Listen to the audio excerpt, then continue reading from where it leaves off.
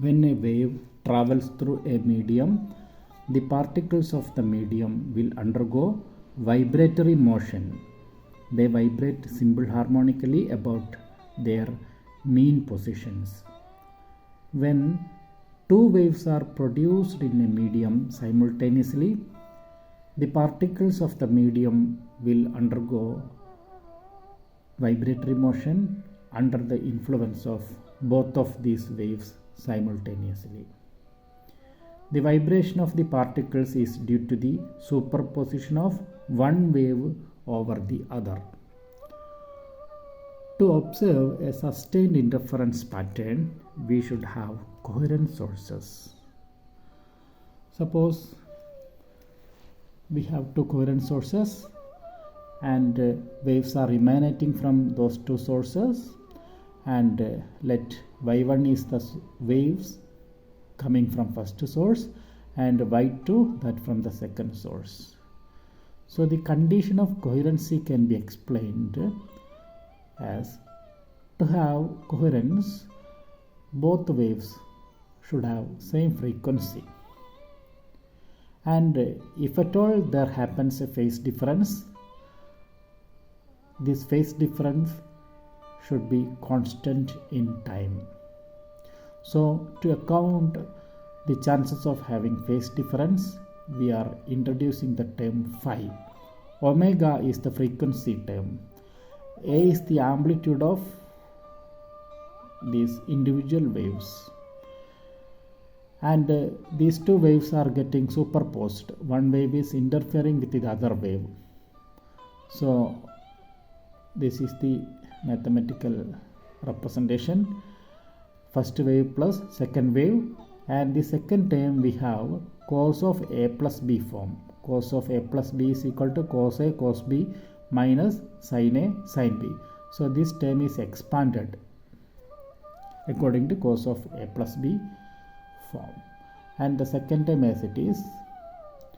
Now A cos omega t cos phi minus A sin omega t sin phi, and from this first and second term we can take A cos omega t common, then within the brackets we have 1 plus cos phi. So A cos omega t is common, and second term as it is. So this mathematical expression represents the resultant wave. Looking at this expression, we can find omega containing terms, A cos omega t, and here it is A sin omega t, and the phase containing term, phi containing term. Phi stands for phase, that is A plus A cos phi, and here it is A sin phi. So this is the variation of amplitude as a cosine function. So generally that can be represented as A cos theta, and this A sin phi, that is amplitude, is expressed as a sine function. So generally that can be expressed as A sin theta. We know the sin theta and cos theta, they are complementary functions, so making use of that property, so squaring these two equations and adding. So first term will be of the form A plus B all square plus A square sin square phi. This is squared and this also squared and added, and the RHS we have A square cos square theta plus A square sin square theta. Cos square theta plus sin square theta will be 1. So A square plus and 2AB, 2 into A cos phi, that is 2A square cos phi, plus B square, that is A square cos square phi, plus A square sin square phi is equal to A square into 1. And again from these two terms A square can be taken common, then A square into cos square phi plus sin square phi, that will be A square into 1, and A square plus this A square plus A square, 2A square plus 2A square cos phi, and again from these two terms 2A square can be the common factor. So 2A square into 1 plus cos phi. Now using this trigonometrical identity, we have 1 plus cos 2 phi as 2 cos square phi, and 1 plus cos phi will be 2 cos square phi by 2. So here we have 1 plus cos phi. 1 plus cos phi can be written as 2 cos square phi by 2. So 2a square into 2 cos square phi by 2, that will be 4a square cos square phi by 2. So we have capital A square is equal to 4a square cos square phi by 2, where capital A stands for the amplitude of the resultant wave, and small a, that can be the amplitude of those individual wave. And if a1 is equal to a2, if both waves have same amplitude, okay, that is the amplitude of individual wave. Now looking at the condition for having maximum amplitude. So this can be maximum when cos square phi by 2 is maximum. We know if it is cos phi, and if we have pi, that will be minus 1. Since square of cosine function is coming, then that will be cos square of that pi, that can be maximum value 1. So here phi by 2 can be pi. Phi by 2 can be pi, or phi is equal to 2 pi. This is an even multiple of pi. So we can generalize it as 2n pi. For all values of n, we will have even multiples of pi. So when n is equal to 0, it means that there is no phase difference. Then also they are coherent. So we can say that to get maximum amplitude,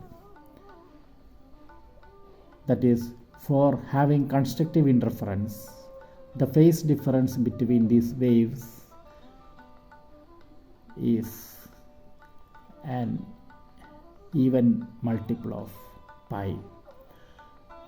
And now looking for the minimum amplitude. This amplitude will be minimum when this is having minimum value. Since cos square function is coming, that cannot be pi, because for pi values it will be giving maximum value since square is coming. But it can be pi by 2. So this phi by 2 can be pi by 2.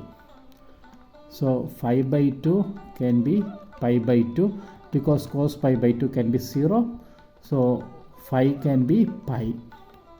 This is not even multiple, just pi. Or we can say it is the odd multiple of pi, and that can be generalized as 2n plus 1 into pi, or that can be 2n minus 1 into pi also. We can say if the phase difference between the waves reaching a particular point, if it is odd multiples of pi, we will have minimum amplitude and the destructive interference cases. Now looking at this expression, here we have analyzed the condition for constructive and destructive interference according to the amplitude. Capital A is the amplitude of resultant wave, and A is the amplitude of individual waves. And if we wanted to represent A1 and A2, okay, amplitude of first wave, second wave, so A square can be written as A into A, that is A1 into A2. If A1 is equal to A2 is equal to A, then that can be A square. So square of the amplitude, the relation between amplitude and intensity, that is intensity is square of the intensity is proportional to the square of the amplitude. And for individual wave, we can say intensity is proportional to intensity of individual wave, that is proportional to square of its amplitude. So capital A square, that is the intensity of resultant wave, and this can be the intensities of individual wave. Since A1 square is proportional to I1, A1 is proportional to root I1. So this is the expression for resultant intensity. Cos 0 is 1 maximum value. So for all even multiples of pi, once again we can say that this intensity will be maximum, amplitude is maximum, and the constructive interference cases.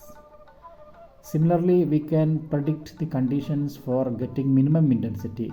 So to have minimum intensity, this term should be minus. We have to deduct this term. So that happens when phi is equal to pi, cos pi is equal to minus 1.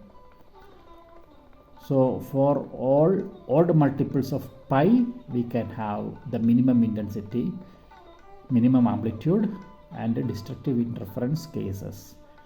Now we can predict the corresponding path differences also, because we know phase term, that is phase difference divided by path difference, that will be 2 pi by lambda. 2 pi by lambda, a constant. So path difference can be calculated. Path difference is equal to phase difference into lambda by 2 pi. So in all cases we can calculate path differences also. So in the case of constructive interference, the phase difference is even multiple of pi and corresponding path difference is equal to 2n pi into lambda by 2 pi. We are getting n lambda, integral multiple of wavelength, or that can be written as even multiple of half the wavelength.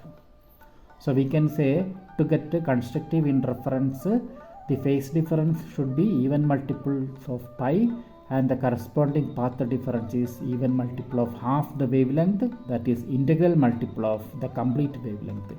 Similarly, we can find the condition for destructive interference. Then we will be finding this path difference will be odd multiple of half the wavelength. So we can say that to have destructive interference, the phase difference should be odd multiple of pi and the corresponding path difference should be odd multiple of half the wavelength.